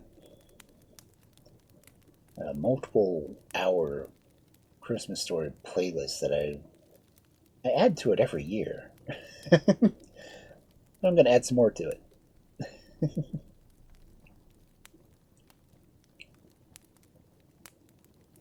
course, I'm going to have the Santa tracker going on stream too.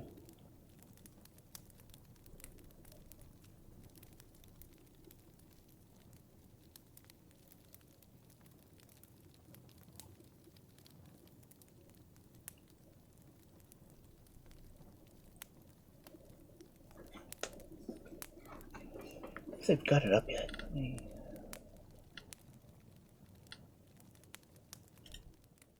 Santa tracker still left? Nope, Santa tracker's left. Need to fix the stream though. It's not in the right place.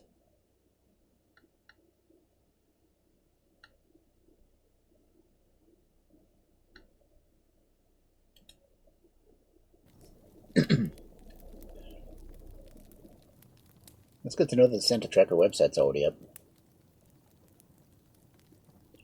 I was a little worried if NORAD would get budget cuts too. I'd hate for them to not be able to track Santa.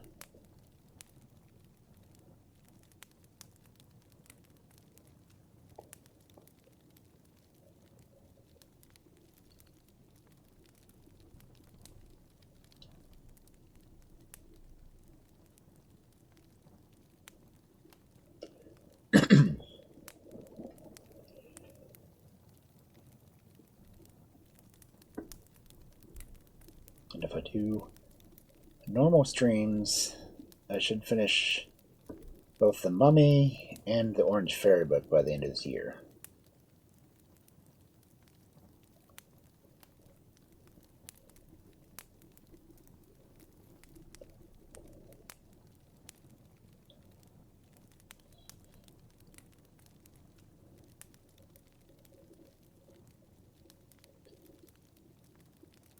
So, progress is being made.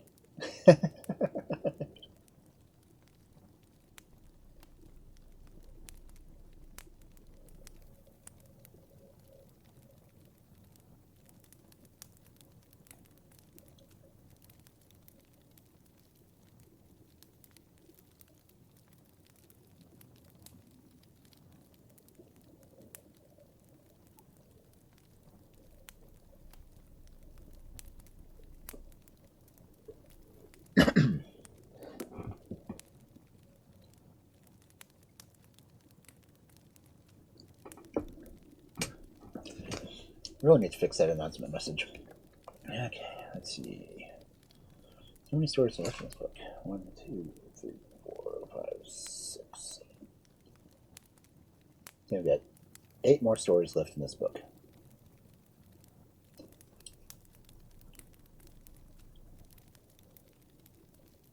Should be able to get at least one more tonight.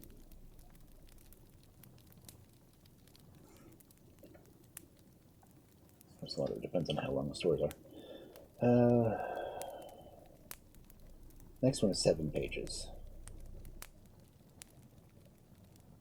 Okay, yeah, should be able to get it.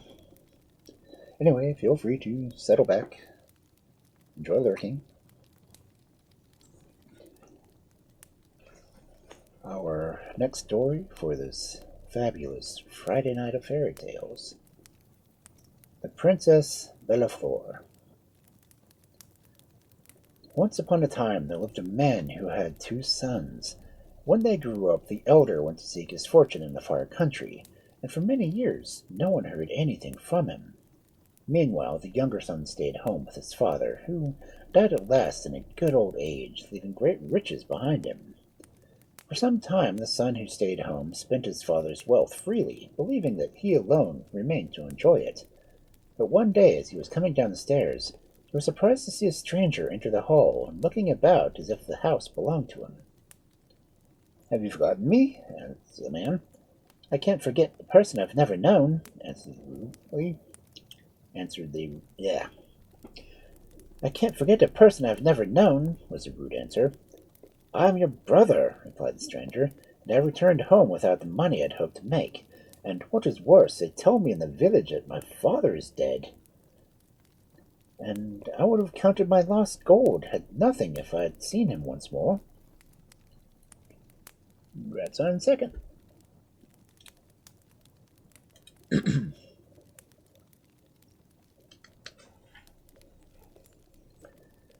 "He died 6 months ago," said the rich brother, "and he left you, as your portion, the old wooden chest that stands in the loft.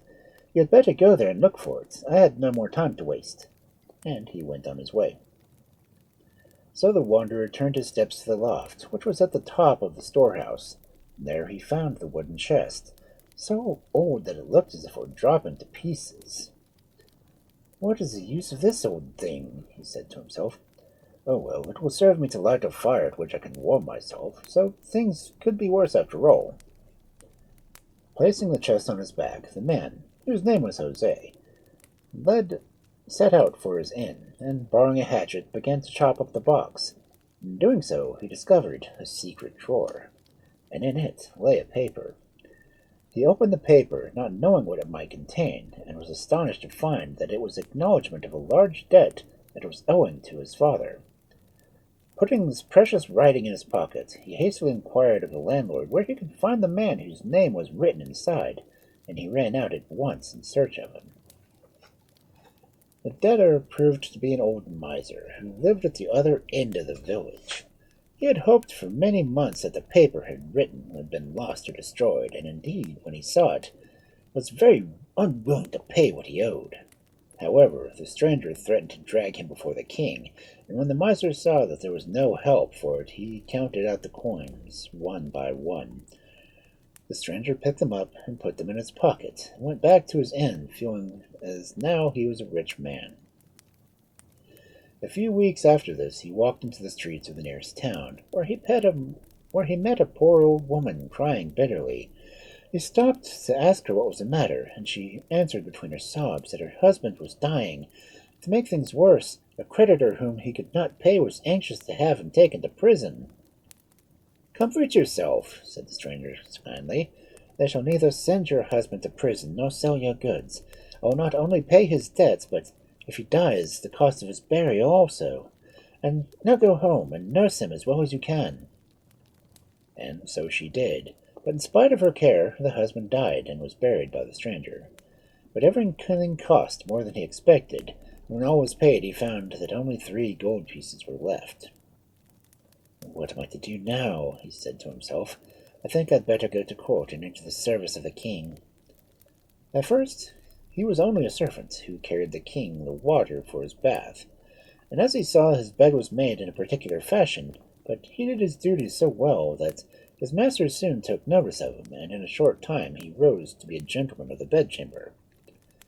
Now, when this happened, the younger brother had spent all the money he had inherited, and did not know how to make any for himself. Then he bethought himself the king's favorite, and went whining to the palace to beg that his brother, whom he had so ill-used, would give him his protection and find him a place.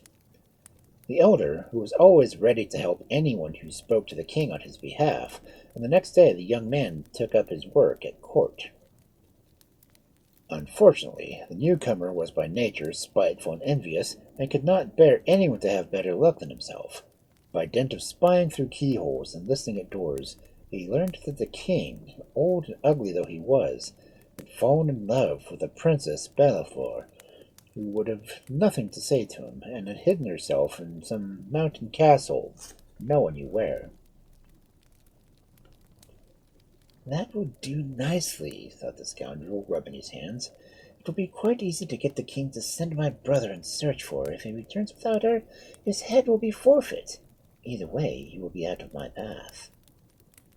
So he went at once to the Lord High Chamberlain and craved an audience with the king, to whom he declared he wished to tell some news of the highest importance. The king admitted him into the presence chamber without delay, and bade him state what he had to say, and to be quick about it. "Oh, sire, the Princess Bella-Flor," answered the man, then stopped, as if he were afraid. "What of Princess Bella-Flor?" said the king impatiently. "I have heard whispers at court that your majesty desires to know where she lies in hiding." "I will give half my kingdom to the man who will bring her to me," cried the king eagerly. "Speak on, knave. Has the bird of the air revealed to you her secrets?" "It is not I, but my brother who knows," replied the traitor. "If your majesty would ask him," but the words were out of his mouth. But before the words were out of his mouth, the king had struck a blow with his scepter on a golden plate that hung on the wall. "Order Jose to appear before me instantly," he shouted to the servant who ran to obey his orders. So great was the noise that his majesty made, and when Jose entered the hall, wondering what in the world could be the matter, the king was nearly dumb from rage and excitement. "Bring me the Princess Bella-Flor this moment," stammered he, "for if you return without her, I will have you drowned." And without another word, he left the hall, leaving Jose staring with surprise and horror. How can I find the Princess Bella-Flor when I've never seen her before? He thought. But it is no use me staying here, for I shall only be put to death. And he walked slowly to the stables to choose himself a horse. There were rows upon rows of fine beasts with their names written in gold above their stalls, and Jose was looking uncertainly from one to another, wondering which he should choose, when an old white horse turned its head and signed him to approach. "Take me," it said in a gentle whisper, "and all will go well." Jose still felt bewildered with the mission the king had given him that he forgot to be astonished to hear a talking horse. Mechanically, he laid his hand to the bridle and led the white horse out of the stable. He was about to mount his back when the animal spoke again. "Pick up those 3 loaves of bread which you see there, and put them in your pocket." Jose did as he was told, and being in a great hurry to get away, asked no questions, but swung himself into the saddle. They rode far without meeting any adventures, but at length they came to an ant-hill, and the horse stopped. "Rumble those 3 loaves for the ants," he said. But Jose hesitated. "Why, we may want them for ourselves," answered he. "Never mind that. Give them to the ants all the same. Don't lose the chance of helping others." And when the loaves lay in crumbs on the road, the horse galloped on. By and by they entered a rocky pass between 2 mountains, and there they saw an eagle that had been caught in a hunter's net. "Get down and cut the meshes of the net and set the poor bird free," said the horse. "But it will take so long," objected Jose, "and we may miss the princess." "Never mind that. Do not lose the chance of helping others," answered the horse. And when the meshes were cut and the eagle was free, the horse galloped on. They had ridden many miles, and at last they came to a river, where they beheld a little fish lying gasping on the sand. And the horse said, "Do you see the little fish? It will die if you do not put it back in the water." "But really, we shall never find the Princess Bella-Flor if we waste our time like this," cried Jose. "Never waste times when you're helping others," answered the horse. And soon the little fish was swimming happily away. A little while after they reached the castle, which was built into the middle of a very thick wood, and right in front was Bella-Flor, feeding her hens. "Now listen," said the horse. "I am going to give all sorts of little hops and skips to amuse the Princess Bella-Flor. Then she will tell you that she would like to ride a little way, and you must help her to mount. When she is seated, I shall begin to neigh and kick, and you must say that I've never carried a woman before, and that you had better get up behind as to be able to manage me. Once on my back, we will go like the wind to the king's palace." Jose did exactly as the horse told him, and everything fell out as the animal had prophesied, so that it was not until they were galloping breathlessly towards the palace that the princess knew that she was taken captive. She said nothing, however, but quietly opened her apron, which contained the bran of the chickens. In a moment it lay scattered on the ground. "Oh, I've let fall my bran!" she cried. "Please get down and pick it up for me." But Jose only answered, "We shall find plenty of bran where we are going," and the horse galloped on. They were now passing through a forest, and the princess took out her handkerchief and threw it upwards, so that it stuck in one of the topmost branches of the tree. "Oh, me, how stupid! I've let my handkerchief blow away," she said. "Will you climb up and get it for me?" But Jose answered, "We shall find plenty of handkerchiefs where we are going," and the horse galloped on. After the wood, they reached a river, and the princess slipped a ring off her finger and let it roll into the water. How careless of me, she gasped, beginning to sob. I've lost my favorite ring. Do stop for a moment. Let me see if you can find it. But Jose answered, "You will find plenty of rings where you are going." And the horse galloped on. At last they entered the palace gates, and the king's heart bounded with joy at beholding his beloved Princess Bella-Flor. But the princess brushed him aside as if he had been a fly, and locked herself into the nearest room, which she would not open for all his entreaties. Bring me the things I lost on the way, and perhaps I may think about it. That's all she would say.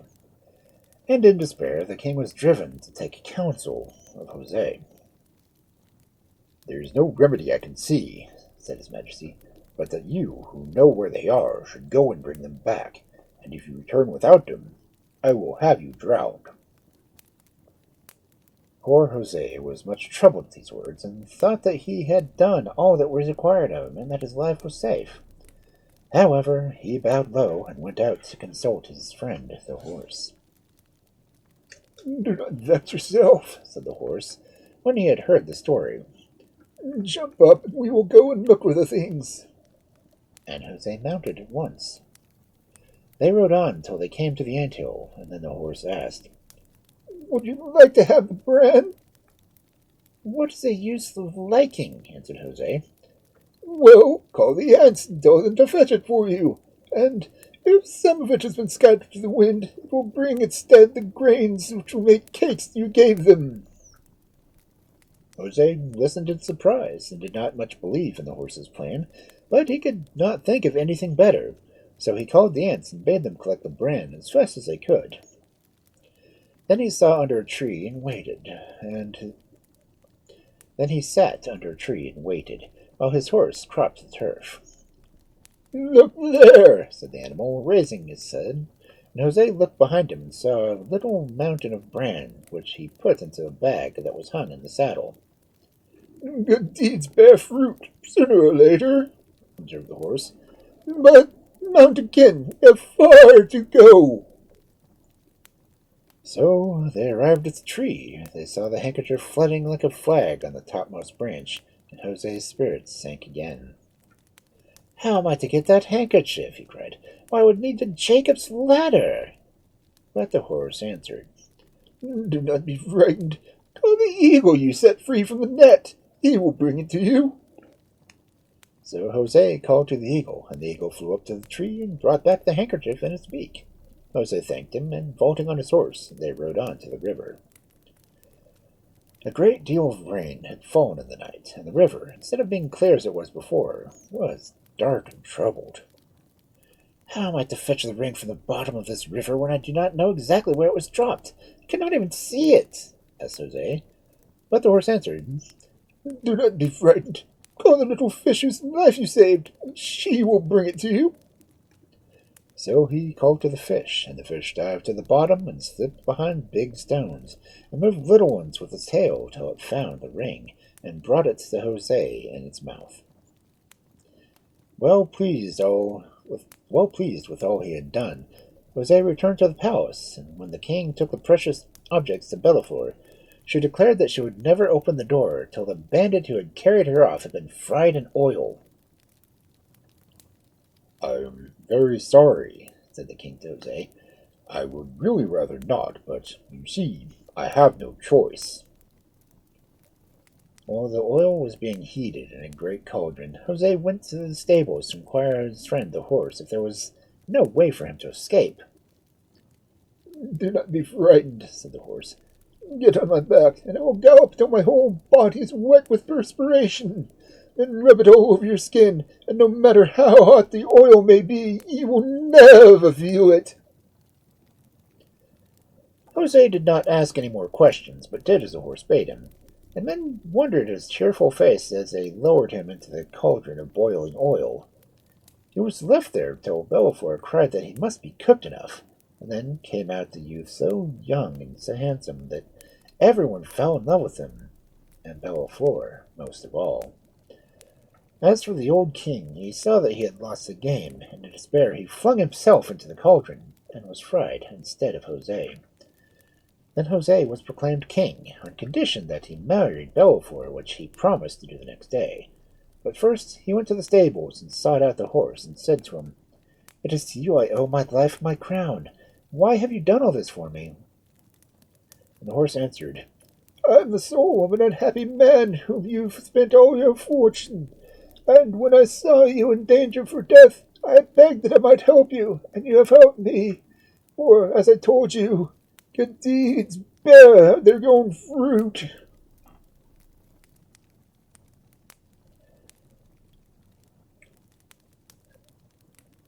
"Oh, okay. Took me a moment." He was the one who paid off his debt and paid for his funeral and only had the 3 gold coins left. He died and got reincarnated into a horse. Interesting way to do it. At least he didn't have to cut the head's horse off like in other stories. How many stories have the anthill, the bird, and the fish? I mean, really. But I think I am probably going to be done for the night. So let's see if I can find someone to raid.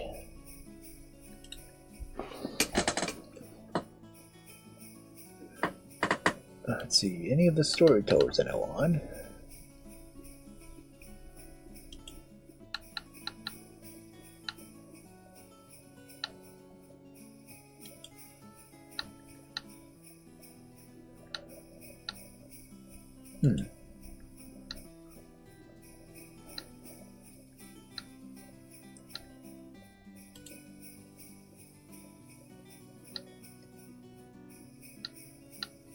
That is weird. Normally there's at least one on a Friday night.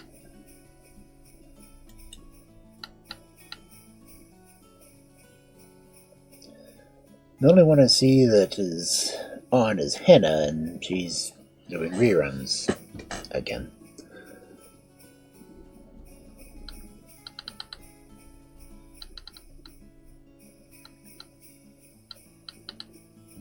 So, how about we raid someone that I kind of owe my getting affiliate to? Because they were doing a collaboration, and everyone that we were collabing with raided me that night. Yeah, I think I'll do that. So, old streaming friend who got me over the threshold for affiliate.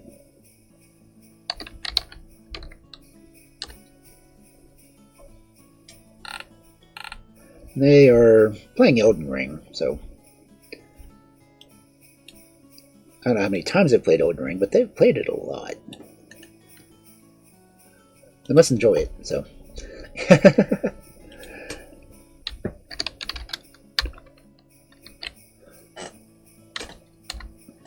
I will see you all over there, and maybe see you Monday for some games. So, have a good night, everyone.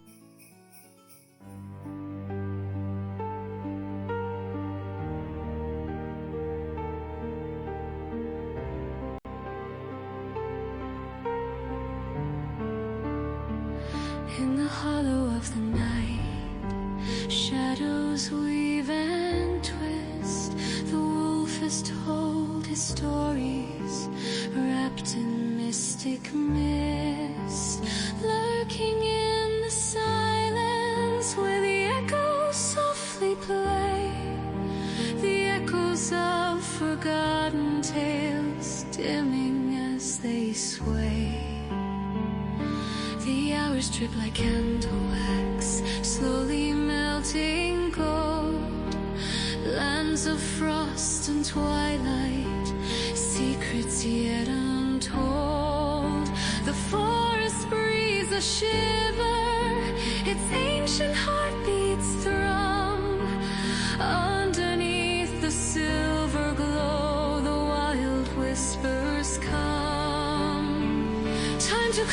Close the book, let the pages fall.